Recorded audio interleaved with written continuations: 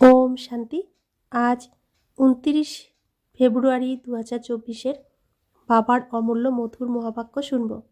বাবা বলেন, বাচ্চারা, মায়া শত্রু তোমাদের সামনে, তোমাদের খুব খুব সাবধানে চলতে হবে। যদি চলতে চলতে মায়াতে ফেসে যাও তো ভাগ্যে রেখা টেনে দেবে। তোমাদের মুখ্য কর্তব্যই হলো পড়াশোনা করা আর পড়াশোনা করানো। যত জ্ঞানের মনন চিন্তন করতে থাকবে, জ্ঞানের মধ্যে বুদ্ধি সমাহিত থাকবে, তত মায়ার থেকে সুরক্ষিত থাকবে। সব সময় ঈশ্বরীয় মতে চললেই তোমরা সুরক্ষিত থাকবে। বাবা বলেন, তোমাকে কিছু ছাড়তে হবে না। ঘর গৃহস্থে থেকে শান্তিতে বসে বাবাকে স্মরণ করতে হবে। অল্প আর বে, এই দুই শব্দে সম্পূর্ণ পড়াশোনা পূর্ণ হয়ে যায়। তো এখন শুনছি বাবার অমূল্য মধুর মহাবাক্য। মিঠে মিঠে বাচ্চে, শত্রুরূপী মায়া তোমাদের সামনে রয়েছে, সেই জন্যই নিজেকে খুব সাবধানে রাখতে হবে। যদি চলতে চলতে মায়াতে ফেসে যাও তাহলে ভাগ্যে রেখা টেনে দেবে। আজকের মূল্যের প্রশ্ন, তোমাদের অর্থাৎ রাজযোগী বাচ্চাদের মুখ্য কর্তব্য কোনটি?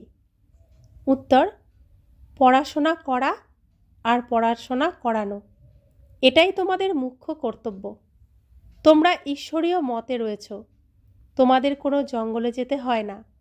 ঘর গৃহস্থে থেকে শান্তিতে বসে বাবাকে স্মরণ করতে হবে।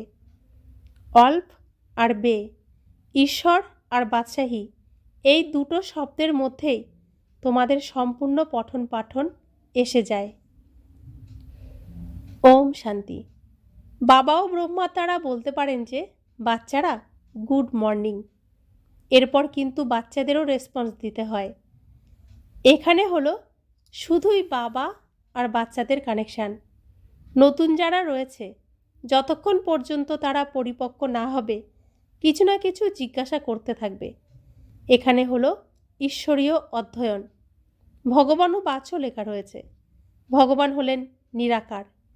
এই বাবা খুব ভালোভাবে পাক্কা বিচক্ষণ করে তোলেন কাউকে বোঝানোর জন্য, কেননা অন্যদিকে মায়ার প্রবল জোর রয়েছে, এখানে এটা নেই। বাবা তো বোঝেন যারা কল্পপূর্বে উত্তরাধিকার নিয়েছিল তারা নিজেরাই আসবে। এমন নয় যে অমুকে যাতে চলে না যায়, একে ধরে রাখো, চলে গেলে চলে যাবে। এখানে তো জীবিত থেকেও মৃত হওয়ার কথা। এখানে বাবা অ্যাডপ্ট করেন। অ্যাডপ্ট করা হয় উত্তরাধিকার দেওয়ার জন্য। বাচ্চারা মা বাবার কাছে আসেই উত্তরাধিকারের লোভে। শাহুকারের সন্তান কখনো কি গরিবের কাছে অ্যাডপ্ট হবে? এত ধন দৌলত ইত্যাদি সব ছেড়ে কিভাবে যাবে? অ্যাডপ্ট করে বিত্তবান। এখন তোমরা বাচ্চারা জানো বাবা আমাদের স্বর্গের বাদশাহী দিচ্ছেন, কেন তার হব না? কোনো না কোনো জিনিসের প্রতি লোভ তো থাকেই। যত বেশি পঠন পাঠন করবে ততই লোভ হবে। তোমরাও জানো বাবা আমাদের অ্যাডপ্ট করেছেন অসীমিত উত্তরাধিকার দেওয়ার জন্য।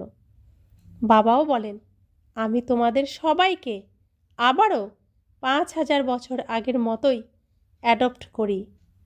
তোমরাও বলো যে, বাবা আমরা তোমার। ৫,০০০ বছর আগেও তোমার হয়েছিলাম।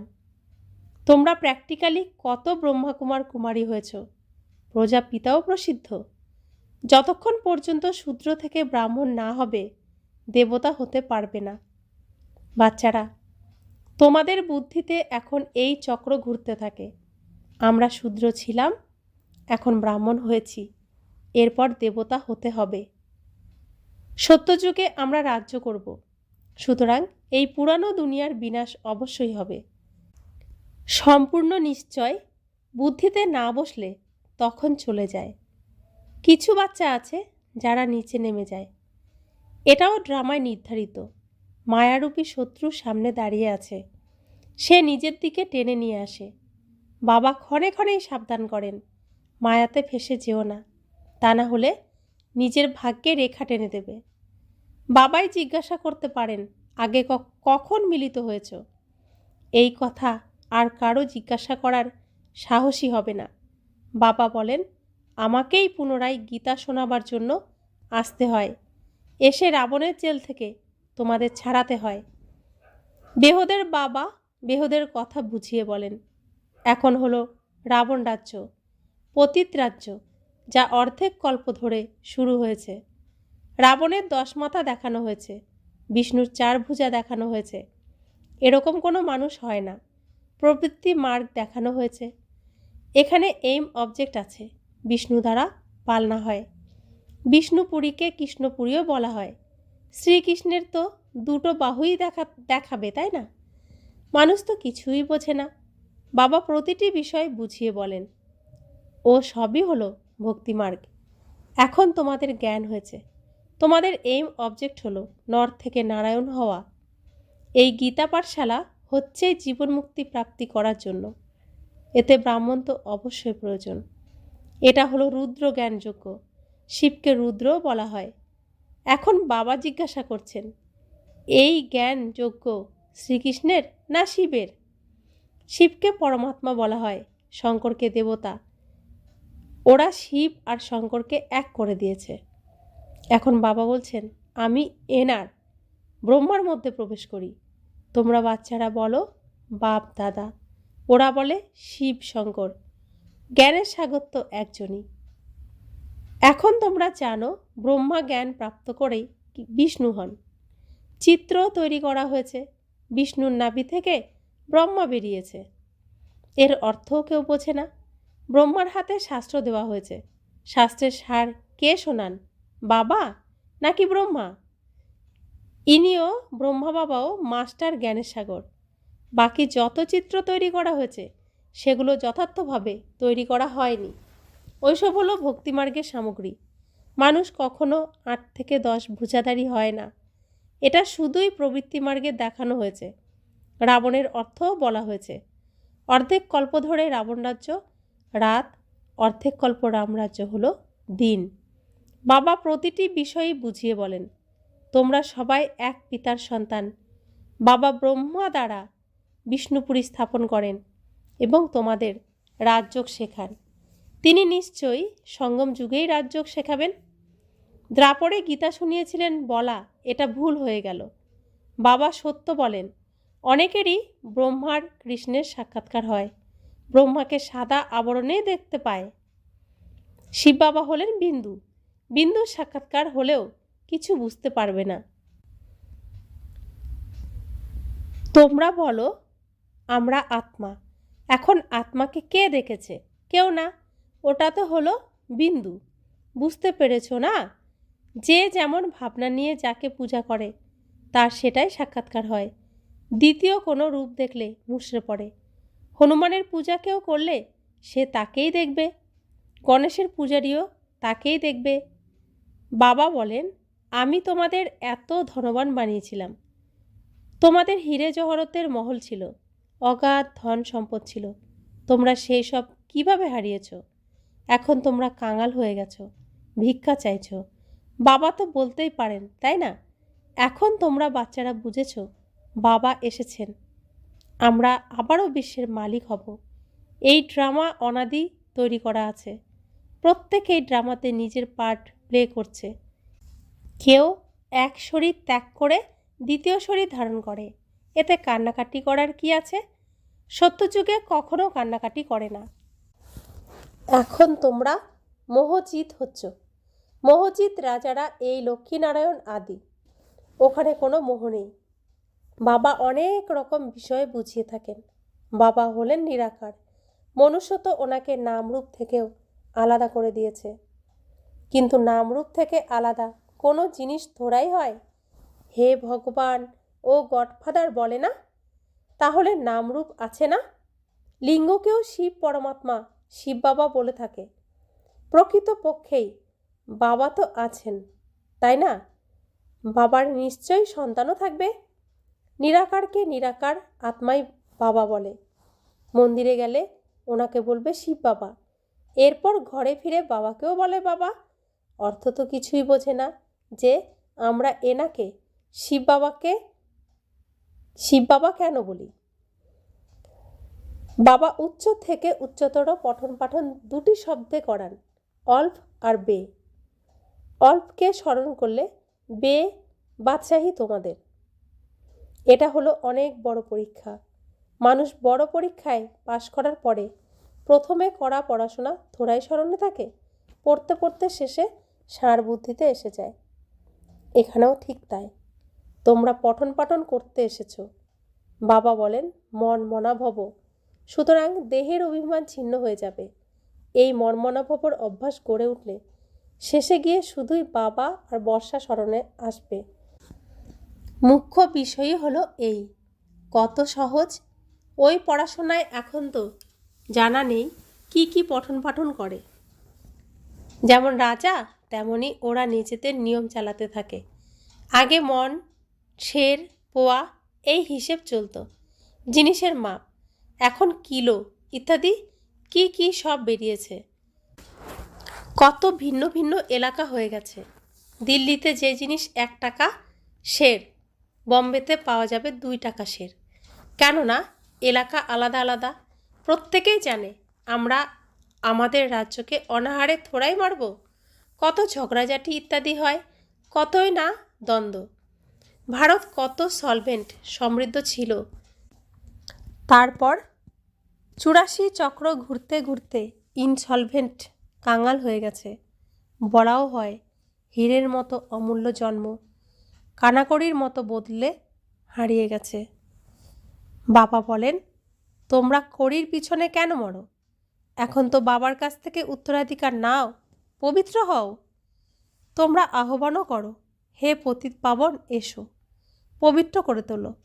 এতে প্রমাণ হয় যে পবিত্র ছিলে, এখন নেই, এখন কলিযুগ। বাবা বলেন আমি পবিত্র দুনিয়া তৈরি করব, সুতরাং পতিত দুনিয়ার বিনাশ অবশ্যই হবে। সেই জন্যই এটা হলো মহাভারতের লড়াই, যা রুদ্র জ্ঞান যজ্ঞের দ্বারা প্রজ্বলিত হয়েছে। ড্রামাতে এই বিনাশ হওয়া নির্ধারিত হয়ে আছে।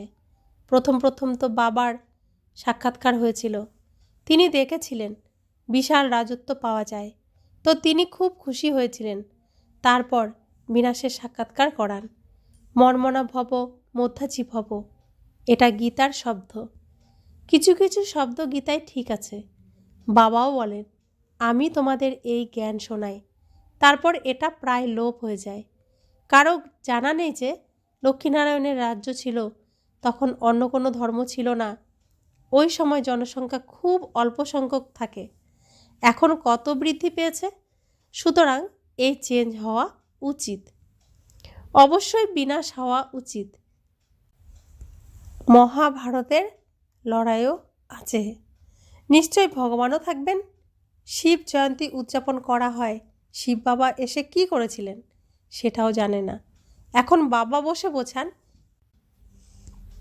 গীতা দ্বারা শ্রীকৃষ্ণের আত্মা রাজত্ব পেয়েছে। গীতাকে মাতা পিতা বলা হয়, যার মাধ্যমে তোমরা আবারও দেবতা হও। সেই জন্যই চিত্রে দেখানো হয়েছে শ্রীকৃষ্ণ গীতা শোনাননি। শ্রীকৃষ্ণ গীতা জ্ঞান দ্বারাই রাজযোগ শিখেছিলেন। কাল সত্যযুগে এরপর শ্রীকৃষ্ণ হবেন।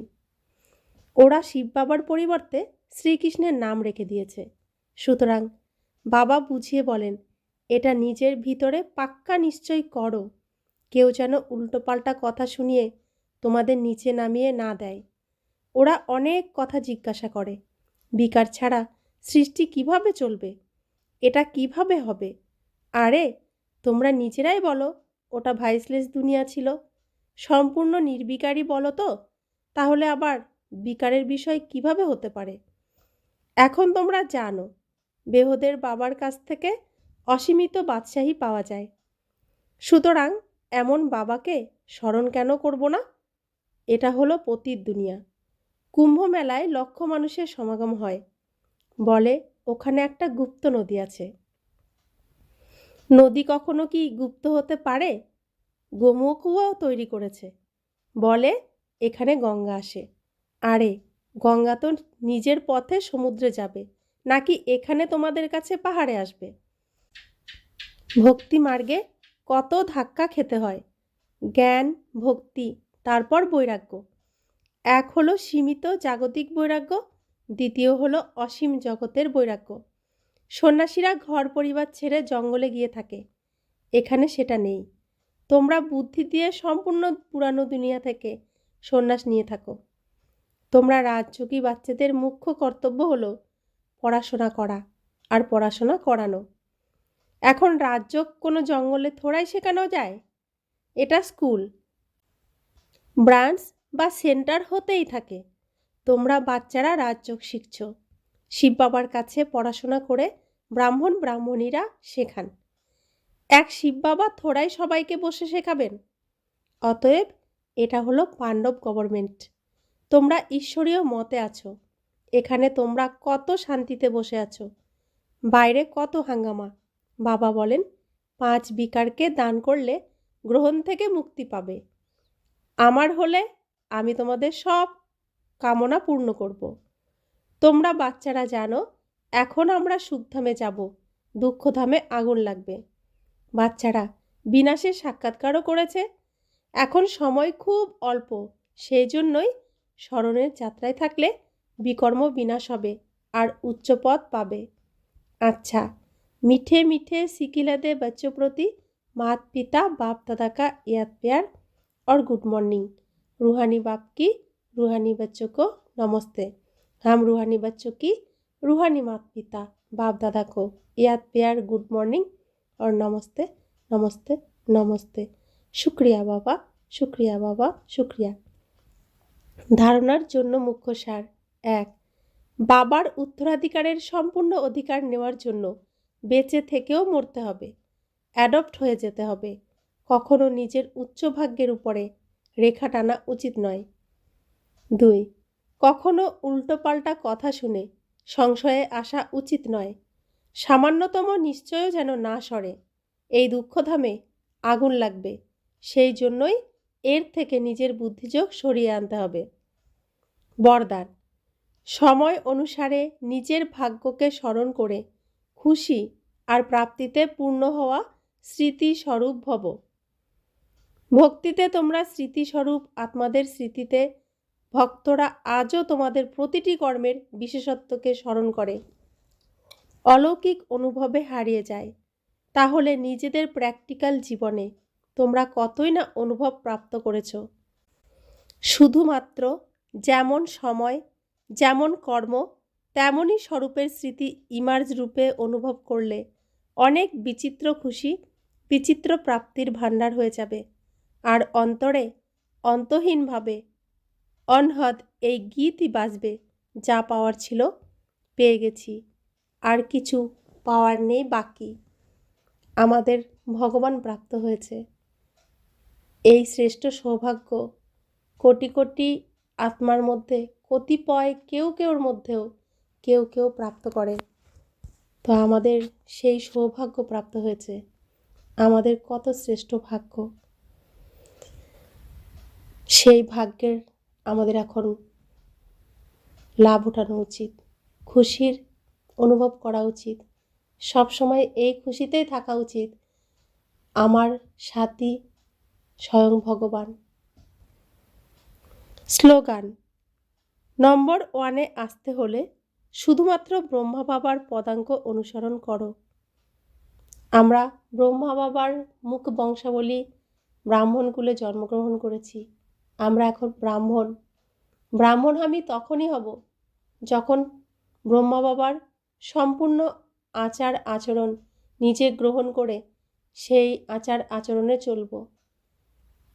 ব্রহ্মাচারী হব, ব্রহ্মার আচার আচরণ আমার আচার আচরণ, তবেই আমি ব্রহ্মচারী, তবেই আমি প্রকৃত লক্ষ্যে পৌঁছাতে পারব। ওম শান্তি।